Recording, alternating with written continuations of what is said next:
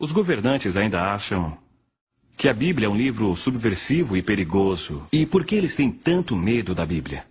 Uma pergunta importante realmente, cuja resposta pode explicar o porquê de tantas perseguições. Porque a Bíblia nos faz novas pessoas.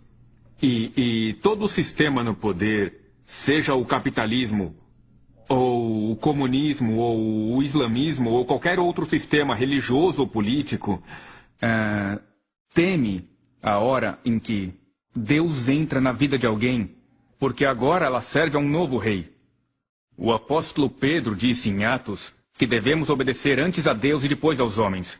De repente, quem está no poder perde o controle sobre o homem que leu o livro, porque agora obedecemos a ele primeiro, mais do que aos outros.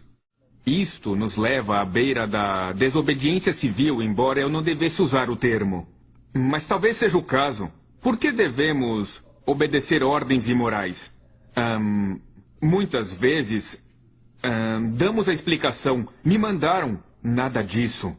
Até na Segunda Guerra, com todo o domínio dos alemães, a submissão e a obediência às ordens não diminuía a crueldade e pessoas eram executadas mesmo obedecendo ordens. Isso ainda pode acontecer hoje. Nós, por meio desse livro, nos tornamos um povo de opinião, povo de convicções tão fortes que nada as abala, mas sempre baseadas no amor, na compaixão e sempre sob o comando direto do Senhor. Por isso a Bíblia é perigosa, por isso os ditadores atuais temem e proíbem a leitura desse livro. E os cristãos que não vivem sob os regimes autoritários? Eu, certa vez, conheci um pastor na Tchecoslováquia que me disse: não importa onde você vive, se levar este livro a sério, estará em apuros. E acrescentou: então terá orgulho de fazer o que é certo. Há sentido em dizer que a Bíblia é um livro perigoso, mesmo vivendo numa sociedade livre? Sim, e essa é a razão dos ataques contra nós cristãos, porque lemos a Bíblia. O método é diferente, o efeito é o mesmo. Somos muito ocupados para ler toda a Bíblia.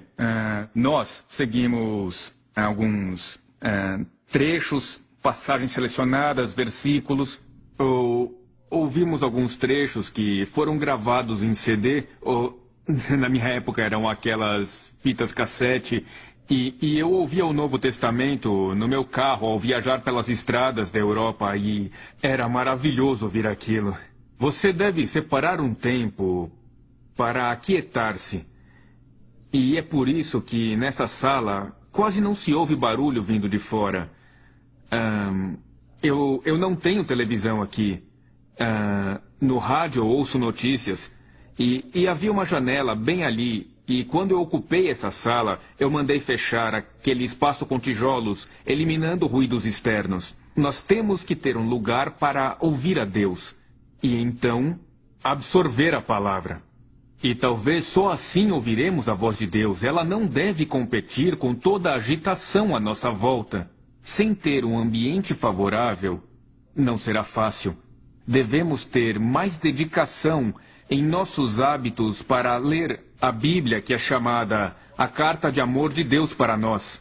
Talvez você já tenha ouvido esse termo. Se disser: eu não li a sua carta de amor, Deus, aí foi mal. Acha que pode continuar assim, ignorando a palavra de Deus? Não dá. Devemos nos tornar pessoas segundo a Bíblia, ler o livro inteiro, toda a obra. Uma vez por ano, pelo menos.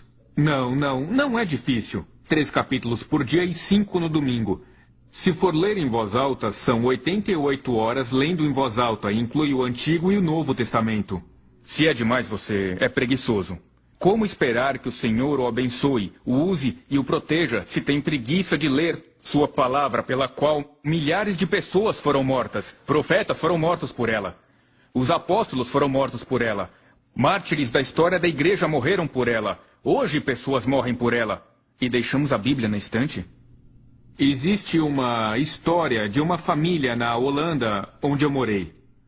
Um pequeno garoto encontrou a Bíblia da família coberta de pó. Levou-a para a mãe e perguntou: mãe, esse é o livro de Deus? A mãe olhou o livro e disse: claro que é o livro de Deus. E ele falou, por que não devolvemos, já que não usamos? E, veja bem, hoje, só em inglês, existem 440 diferentes traduções e versões da Bíblia. Estamos lendo? Ou deixamos que, ocasionalmente, a verdade salte das páginas, nos atinja no rosto e mais nada? Para que, então, temos o livro, se somos tão relapsos com algo que exigiu a vida de tantos mártires da igreja e até hoje é assim? Como esperar que a palavra de Deus transforme nossa sociedade tão podre, corrupta, decadente e imoral?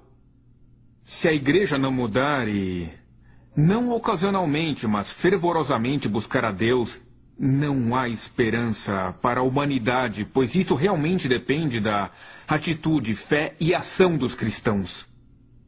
Há pessoas que desejarão percorrer o caminho que você trilhou. Então, dê-lhes um ponto de partida pelo qual poderão começar a viver segundo a Bíblia. Qual seria este ponto? Uma das minhas orações ainda é, Deus, faz-me verdadeiro. É tão fácil ser religioso. Isso não leva a lugar nenhum. Quem teme ao Senhor chega lá sem precisar ser religioso.